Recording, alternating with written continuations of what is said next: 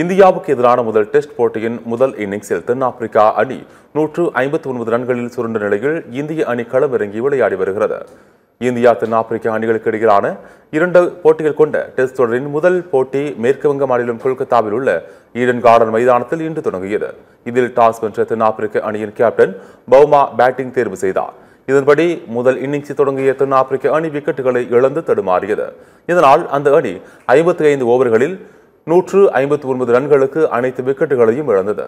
இந்திய அணியில் சிறப்பாக பந்து வீசிய பும்ரா 5 விக்கெட்டுகளும், சிராஜ், குல்தீப் யாதவ் ஆகியோர் தலா 2 விக்கெட்டுகளையும் வீழ்த்தினர். இதைத் தொடர்ந்து முதல் இன்னிங்ஸில் இந்திய அணி விளையாடியது. தொடக்க ஆட்டக்காரரான ஜெய்ஸ்வால் 12 ரன்களுக்கு ஆட்டமிழந்தார். தொடர்ந்து வாஷிங்டன் சுந்தர் களமிறங்கினார். முதல் நாள் ஆட்ட நேர முடிவில் இந்திய அணி 20 ஓவர்களில் 1 விக்கெட் இழப்பிற்கு 37 ரன்கள் எடுத்தது.